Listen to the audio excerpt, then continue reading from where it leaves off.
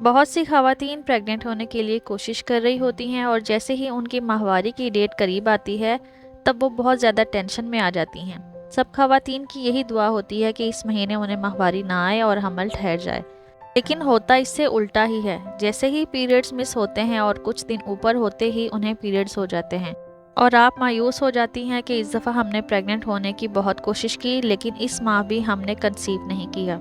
तो आज की इस वीडियो में कुछ ऐसे ख़ास तरीके बताती हैं जिनको ध्यान से समझकर अगर आपने इन पर अमल कर लिया तो इंशाल्लाह अगले महीने आपको पीरियड्स नहीं आएंगे और आप प्रेगनेंसी कंसीव कर चुकी होंगी।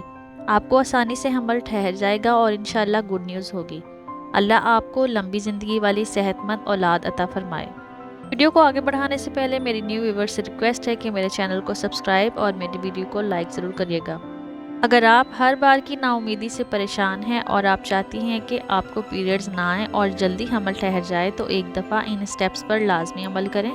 सबसे पहली और इम्पॉर्टेंट बात कि आपने उन दिनों में रिलेशन बनाना है जिन दिनों में अंडा निकलता है, यानी कि ओवुलेशन होता है। यहाँ पर मैं आपको ज़्यादा मुश्किल में नहीं डालूंगी, आसान अल्फाजों में समझाने की कोशिश करूँगी क्योंकि बहुत सी ख़वातीन को अपने ओवुलेशन डे का नहीं पता होता।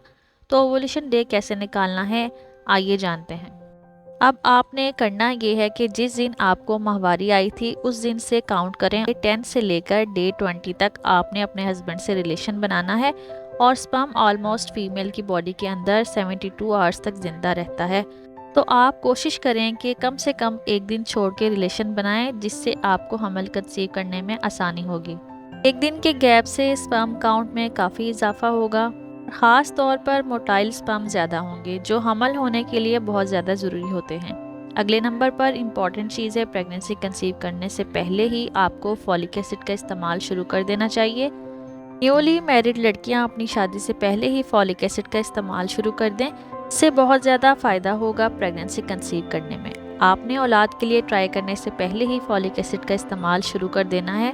खास तौर पर जिन लड़कियों में हमल ठहरने के बाद हमल वेस्ट हो जाता है या फिर हमल होने के बाद बच्चे की ग्रोथ में मसला आता है या पैदाइश के बाद बच्चों में जो मसले आते हैं, उन सब मसलों से बचने के लिए फॉलिक एसिड बहुत ज़रूरी है। आमतौर पर ये टैबलेट्स खुद ही डॉक्टर्स आपको दे देते हैं और कोशिश करें कि फॉलिक एसिड के साथ अपनी डाइट का ख्याल रखें और ये भी समझ लें कि हमल ठहरने में अगर आपको मुश्किल हो रही है और रिपोर्ट्स बिल्कुल नॉर्मल है तो यहाँ भी चेक करें कि क्या हस्बैंड वाइफ दोनों में से कोई ओवरवेट तो नहीं है, यानी हस्बैंड वाइफ में से किसी एक का भी वज़न ज़्यादा है तो वज़न ज़रूर कम करें क्योंकि मोटापे की वजह से भी इनफर्टिलिटी और हार्मोन्स अनबैलेंस की इश्यूज बहुत ज़्यादा होते हैं और इस वजह से भी बहुत सी ख़वातीन को प्रेग्नेंट होने में काफ़ी प्रॉब्लम होती है। एक और सवाल कि रिलेशन बनाने के बाद काफ़ी स्पर्म बाहर निकल आते हैं तो क्या इसकी वजह से प्रेगनेंसी में कोई रुकावट तो नहीं होती। स्पर्म का बाहर लीक होना ये एक नॉर्मल वजह है, इसकी वजह से आपने बिल्कुल भी परेशान नहीं होना।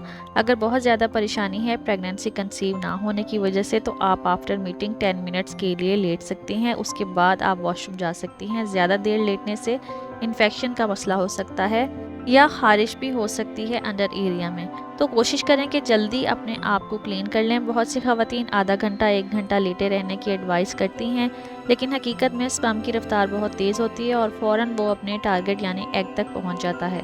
अगर आपके हस्बैंड की रिपोर्ट बिल्कुल ठीक है और आपके हार्मोन्स भी अनबैलेंस नहीं हैं या फर्टिलिटी के हवाले से कोई बड़ा मसला नहीं है तो आप इन टिप्स पर अमल करें। उम्मीद करती हूँ मेरा ये सेशन आपके लिए बहुत ज़्यादा हेल्पफुल रहा होगा। मज़ीद कोई सवाल है तो कमेंट सेक्शन में पूछ सकते हैं। चैनल से जुड़े रहने के लिए चैनल को सब्सक्राइब और वीडियो को लाइक ज़रूर करिएगा।